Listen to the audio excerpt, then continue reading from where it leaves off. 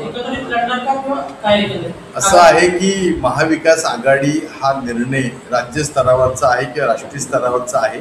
आदरणीय उद्धवजी जो काही निर्णय घेतील, अतिशय निर्णय घेतील, तो आम्हा सगळ्यांना बांधील असणार. जिल्ह्यात कशा पद्धतीने तयारी सुरू आहे तुमची महाविकास? नाही, विषय असा आहे की प्रत्येकाला प्रत्येकाचा पक्ष वाढवण्याचं स्वातंत्र्य आहे. निवडणुका आल्या की एक सत्ताधारी पक्षाच्या विरोधात जनमत संघटित करण्याकरता जास्तीत जास्त समविचारी विरोधी पक्षानं एकत्र यावं ही अपेक्षा जनतेची आहे, आमची सगळ्याची आहे. त्यामुळे महाविकास आघाडीमध्ये लढण्याची आमची सगळ्यांची मानसिकता आहे. अवकाश अजून मतदार याद्याच अजून फायनल झालेली नाही, निवडणुकीची घोषणा झालेली नाही. तेव्हा ही काही लोकसभा किंवा विधानसभेची निवडणूक नाही, तेव्हा त्याबद्दल बोलणं हे थोडंसं प्री मॅच्युअर होईल.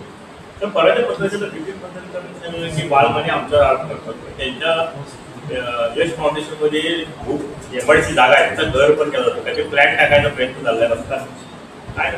काय माहिती घ्यावी एमआयडीसीनं त्याची काय असेल तर, आणि जे चुकीचं असेल ना तर ते चुकीचंच करायचं. असे बरेच एमआयडीसीचे प्लॅन्ट आहेत.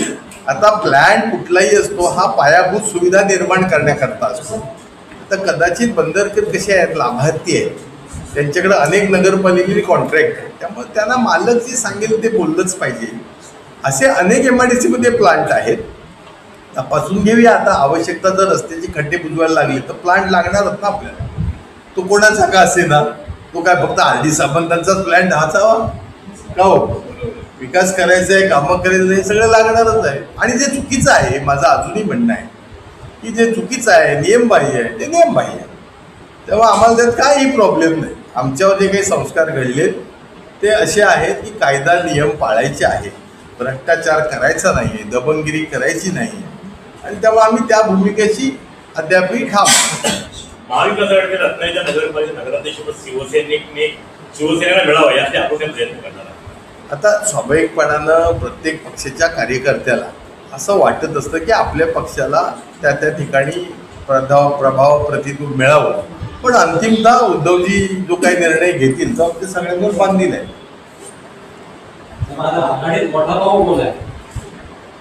आता ते कसं आहे, हा मोठा भाऊ छोटा भाऊ हे सगळं महायुतीमध्ये प्रकरण आहे.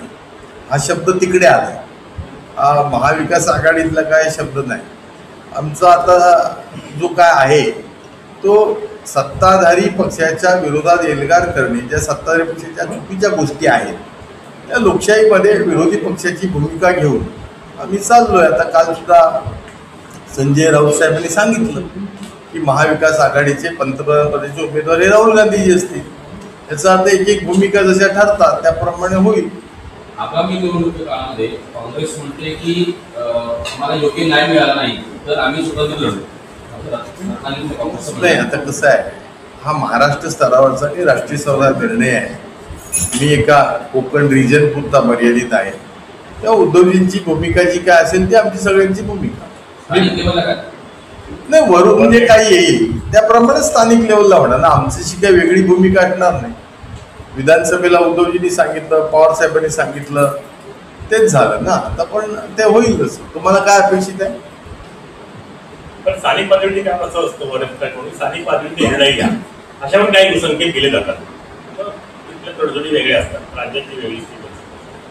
पण भारतीय या ठिकाणी शिवसेना उद्धव बाळासाहेब ठाकरे पक्षाची जी कधी निर्णय प्रक्रिया आहे ती अशी आहे की उद्धव साहेब जे काही सांगतील ते फॉलो करणारे आम्ही त्यांचे सैनिक आहोत. आदेश बघतो. आपण पाहत आहात कोकण लाईव्ह, प्रत्येक बातमी आपली.